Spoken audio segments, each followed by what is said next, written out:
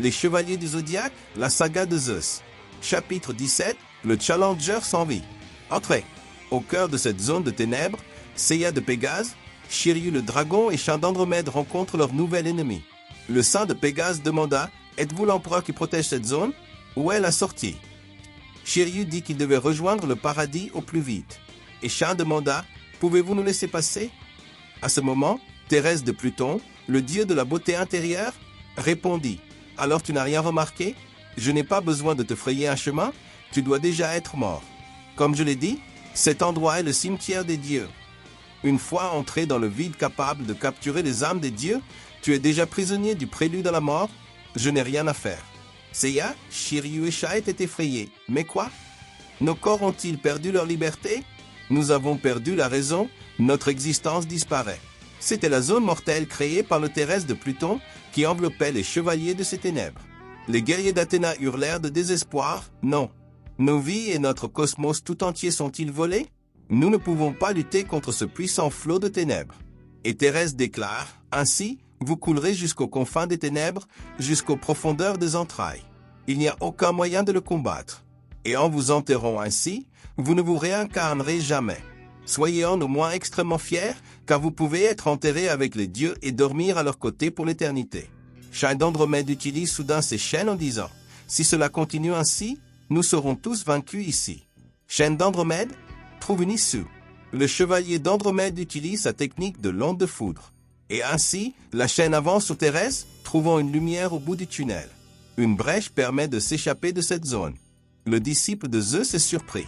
La chaîne de Chant parvient à ouvrir une brèche dans l'obscurité. Thérèse, surpris, dit « Impossible. Tu as vu la seule sortie que même les dieux ne peuvent voir. Cet homme, quelle est cette chaîne ?» La chaîne d'Andromède, contrôlée par Chant, s'enroule autour des bras des chevaliers de Pégase et du dragon. À cet instant, Chant prend la parole. Maintenant, Seiya et Shiryu, quittez cet endroit avec moi. Allez vite au paradis et aidez Athéna. Cette chaîne vous guidera tous les deux jusqu'à la sortie. Seiya et Shiryu sont surpris et disent « Pas question, Chant. Que fais-tu? Serait-ce ta volonté ?» À cet instant, la chaîne d'Andromède tire Seiya et Shiryu hors de cet endroit, les guidant vers la sortie de la zone d'encroche. Voyant ses amis partir, Chant se dit en pensée « Saori, la déesse Athéna est entre vos mains, mes amis. De plus, il semble que je doive affronter cet homme. » Thérèse de Pluton dit « Ah, pour laisser tes compagnons avancer, tu es resté seul ici pour m'affronter. Idiot, je sens bien que tu as quelque chose de spécial, différent de ces deux-là.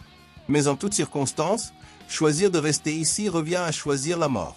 Si tu as déjà oublié que tu es prisonnière de la mort, alors tu auras des problèmes.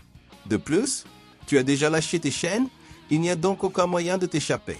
Maintenant, je vais éteindre la flamme de vie qui brûle encore en toi et t'envoyer à une mort totale. » À cet instant, Thérèse de Pluton utilise son attaque, l'instant de la mort instantanée.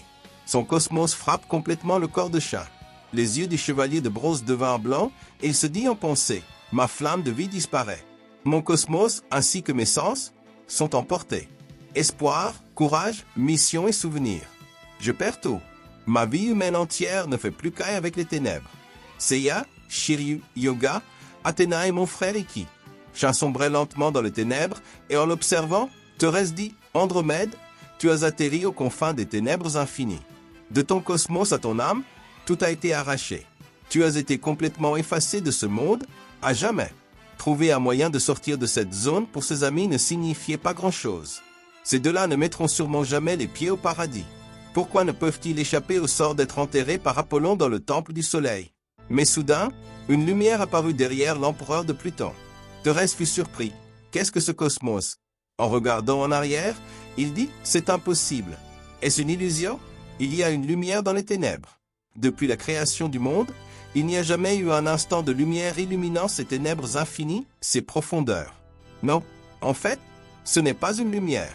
Serait-ce une flamme, déchirant les ténèbres maléfiques qui reposent dans ce vide, laissant une traînée de feu allumer une flamme d'espoir dans le monde des hommes? Celui qui s'approche, portant le sein de bronze Chant d'Andromède dans ses bras, est l'oiseau immortel. Ikki du phénix. Le saint phénix apparaît enfin et déclare « Je voulais entrer directement dans le temple de Zeus. Mais comme je me suis perdu, j'ai été témoin de quelque chose d'inattendu. » Les larmes aux yeux, Chant dit « Mon frère, je savais que tu viendrais. Iki répond « Oui. Chat, nous n'avons rien à faire dans ce cimetière des dieux. » À ce moment, Thérèse dit « Alors c'est toi, le traître du paradis qui est tombé et est devenu un saint. » Photo de Mars. Une ordure comme toi n'a certainement pas sa place dans ce cimetière sacré des dieux. Ah ah. Alors, moi, Thérèse, je dois te donner une mort digne de moi. À cet instant, Iki charge et s'exclame « Idiot ! Envoyer un oiseau immortel au cimetière est absurde. C'est moi qui te rendrai un hommage posthume. Prends ça. » En un clin d'œil, Iki attaque, transperçant l'esprit de Thérèse et décochant un coup du doigt. L'empereur Zeus se demandait ce que c'était. Que s'est-il passé lors de cette attaque? Iki révèle alors qu'il s'agit de l'attaque fantôme de Phénix. Il dit « Ton esprit ne peut plus résister à mes ordres. Maintenant, tu vas nous guider jusqu'à Zeus. » À cet instant, Thérèse éclate de rire. Il dit « Veux-tu aller voir Zeus? Espèce d'idiot. Tu n'as pas remarqué? Zeus est juste derrière toi, il t'observe depuis le début. » Iki Phénix est surpris. Il se demandait comment c'était possible. Et soudain, le chevalier de bronze sent la présence de Zeus juste derrière lui, qui l'observe. Iki se retourne vivement et demande « Mais quoi? Non, c'est impossible. Alors? Tu es Zeus? » Zeus émet alors un puissant cosmos, déclenchant une attaque puissante contre le saint Phénix. Iki est coupé en deux et son armure de bronze est complètement détruite. Que adviendra-t-il du saint Phénix?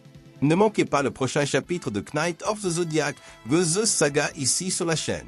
N'oubliez pas que cette histoire a été écrite et dessinée par le fan Hiro Sakamihara sous forme de doujinshi au début des années 2000. Et tout le monde, partagez cette vidéo avec vos amis fans des chevaliers et qui ont toujours voulu savoir à quoi ressemblerait la saga tant attendue de Zeus.